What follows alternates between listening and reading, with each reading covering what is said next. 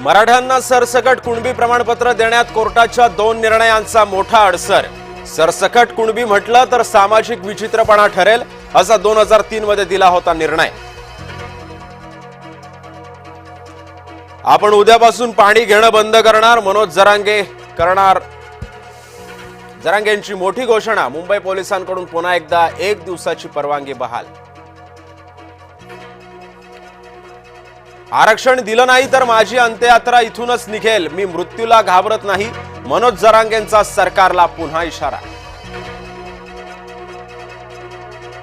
मराठा ही कुणबीचीच पोटजात असा GR काढा, हवं तर सरसकट शब्द GR मध्ये वापरू नका, मनोज जरांगेंचा सरकारला सल्ला।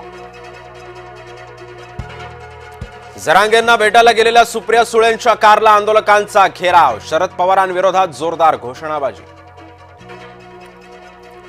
नागपुरातील ओबीसी साखळी उपोषणाचा आजचा दुसरा दिवस, ओबीसी आरक्षणाला धक्का लागल्यास मुंबईकडे कूच करण्याचा दिला इशारा। गणेशोत्सवासाठी दरेगावात गेलेले एकनाथ शिंदे मुंबईला परतले, आरक्षणावर तोडगा काढण्यात शिंदे सक्रिय होणार का, याकडे सर्वांचंच लक्ष।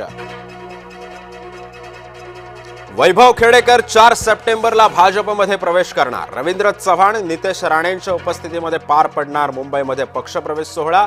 राज ठाकरेंनी केलं होतं मनसेतून बडतर्फ।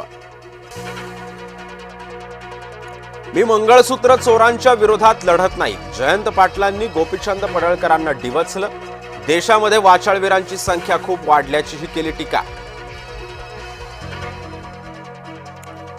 महिला आरटीओ अधिकाऱ्यानं दिला एजंटला चोप, बुलढाणा आरटीओ कार्यालय परिसरातली धक्कादायक घटना, व्हिडिओ सोशल मीडियावरती तुफान व्हायरल।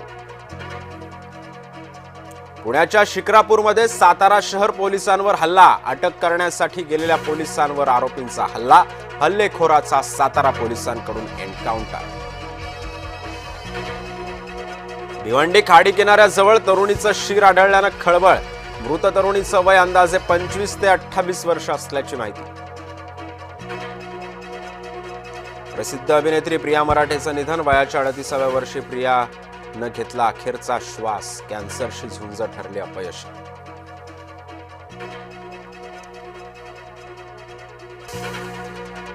घरोघरी काल गौरायांचं आगमन, तर 5 दिवसांच्या बाप्पाला भावनिक निरोप।